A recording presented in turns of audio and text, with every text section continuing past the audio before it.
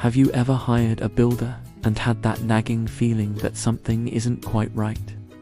Maybe they're asking for more and more money up front, the work is shoddy, or they just disappear for days on end. Well, for several families, that nightmare became a reality, and the story of how it all unfolded is absolutely infuriating. Today, we're diving deep into the case of a rogue builder who managed to pocket a staggering £124,000 from his victims, only to be ordered by a court to repay just £1. Yes, you heard that right. £1 single pound. How is that even possible? How can our justice system allow someone to cause so much financial and emotional devastation and essentially walk away with all the money? Stick with me, because we're going to unpack this entire case, from the initial grand promises to the courtroom drama, and explore the legal loopholes that led to this unbelievable outcome. Let's set the scene. We're talking about a builder who presented himself as a competent, reliable professional. He had a company, he had a portfolio, and he knew how to talk the talk. He'd meet with potential clients, listen to their dreams for their homes, a new extension for a growing family, a kitchen renovation they'd saved up for years to afford, and he'd promise to make it all happen. He'd provide quotes that seemed reasonable, maybe not the cheapest, but fair for the quality he claimed to deliver. He'd gain their trust, and that's when the problems would begin. The pattern was disturbingly similar for each victim. Once the contracts were signed and the initial, often substantial, deposits were paid, the work would start. Sort of. A few days of activity might happen, just enough to make it look like things were progressing. Maybe a small trench would be dug, or a few walls would be knocked down. But then, the excuses would start rolling in. He'd claim there were unforeseen issues with supplies, that his van had broken down, or that a family member was suddenly ill. These delays would drag on for weeks, then months. All the while, he'd be demanding more money. He'd insist that he needed funds for materials that, it would later turn out, were never even purchased. He was a master manipulator, preying on people's politeness and their desire to avoid conflict. If a client questioned the shoddy workmanship or the constant delays, he'd become aggressive or, conversely, play the victim himself, making them feel unreasonable for asking. He created a high-pressure environment where victims felt trapped. Having already invested so much money and with their homes in a state of chaos. Imagine your house with a half-finished roof open to the elements, or your kitchen stripped bare, and the person you paid to fix it is holding you emotionally and financially hostage. That was the reality for these families. One family, for instance, paid him over £50,000 for an extension. The work was so poor that it had to be completely demolished and rebuilt by another company, costing them tens of thousands more. Another victim was an elderly woman who handed over her life savings for a project that was barely even started. The emotional toll was immense. People suffered from stress, anxiety, and sleepless nights. Their homes, which should be their sanctuaries, became sources of constant worry and financial drain. Eventually, the victims found each other. They started comparing stories and realized they weren't alone. This wasn't just a case of a builder having a bad run of luck. This was a calculated pattern of deception. They banded together and took their evidence to trading standards, the local authority body responsible for investigating unfair trading and illegal business activities. The investigation that followed uncovered the true extent of his fraudulent operations. It wasn't just poor work. It was a deliberate scheme to extract as much money as possible with no intention of completing the projects to an acceptable standard. The case finally went to court. The builder was found guilty of fraudulent trading. This is a serious criminal offense, and for the victims, it felt like justice was finally within reach.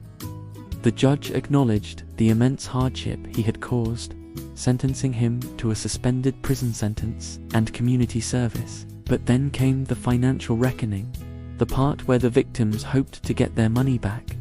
And this is where the story takes its most shocking turn. The court initiated what's called a Proceeds of Crime Act hearing, or POCA. The purpose of POCA is to confiscate assets and money that criminals have acquired through their illegal activities. Investigators looked into the builder's finances to see what he owned. They calculated that his criminal benefit, the total amount he had swindled from his victims, was £124,000. So, logically, you'd expect the court to order him to repay that amount, right? Wrong. Here's the catch with the Proceeds of Crime Act. The court can only order the confiscation of assets that the person actually has. You can't get blood from a stone. The financial investigation revealed that this builder had no available assets. No savings, no property in his name, no valuable possessions. It was all gone. He had either spent it all, or, as is often the case in these situations, he had cleverly hidden it, perhaps by transferring it to other people or converting it into untraceable forms. Because he had no traceable assets to his name, the court was legally bound to make a nominal confiscation order. And what is the nominal amount in the eyes of the law? £1. The judge ordered him to repay the £124,000. But because his available assets were assessed as zero, the enforceable part of that order was for just £1. He was given 28 days to pay it. Let that sink in. He caused over £100,000 in losses, shattered people's dreams, and inflicted untold stress, and his financial penalty was £1. For the victims who sat in that courtroom, it was a devastating blow.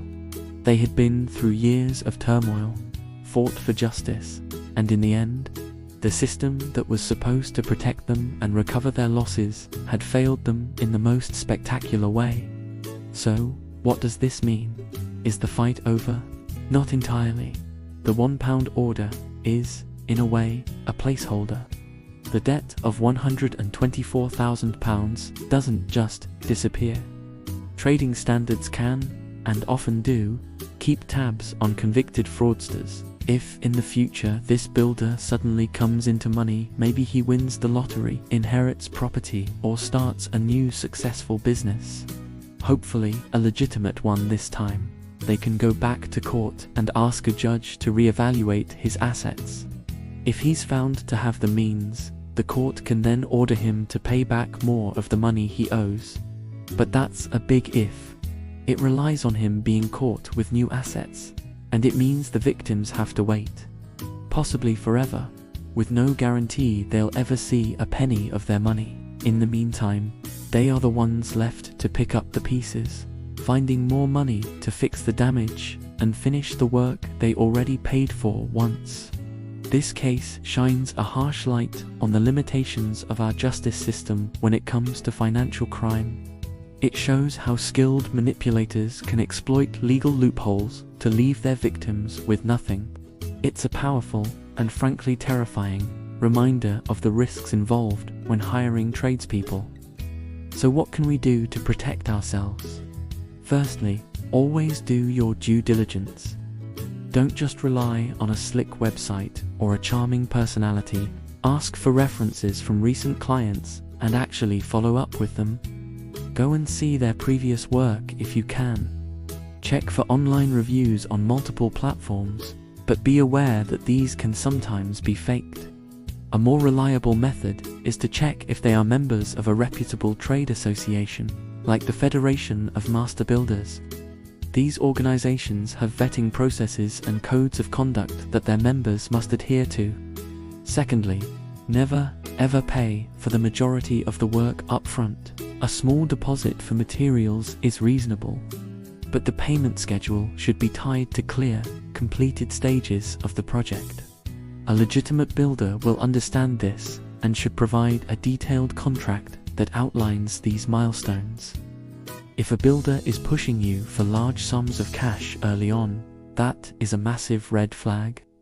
Always get everything in writing: the quote, the scope of work, the payment schedule, everything. And finally, trust your gut. If something feels off, it probably is. Don't be pressured into making quick decisions. If a builder is using high-pressure sales tactics, making you feel guilty, or becoming defensive when you ask reasonable questions, walk away. It's better to lose a small deposit than to be caught in a months-long nightmare that could cost you your life savings. The story of this rogue builder is a cautionary tale, but it's also a story of resilience. The victims who came together showed incredible courage in their fight for justice, while the financial outcome was a bitter disappointment. Their actions did result in a criminal conviction, stopping this man from preying on other innocent families, at least for now. Their experience serves as a crucial warning for all of us. Let's learn from it and be smarter and safer when we turn our dream home projects into reality. Thank you so much for watching. This was a tough one, and my heart goes out to the families affected. If you found this video informative, please give it a thumbs up and consider subscribing for more deep dives into stories that matter. And I'd love to hear your thoughts in the comments. Have you ever had a bad experience with a builder? If you're having problems with a rogue trader, poor customer service, or even shoddy workmanship, go to this website, theparalegal.co.uk.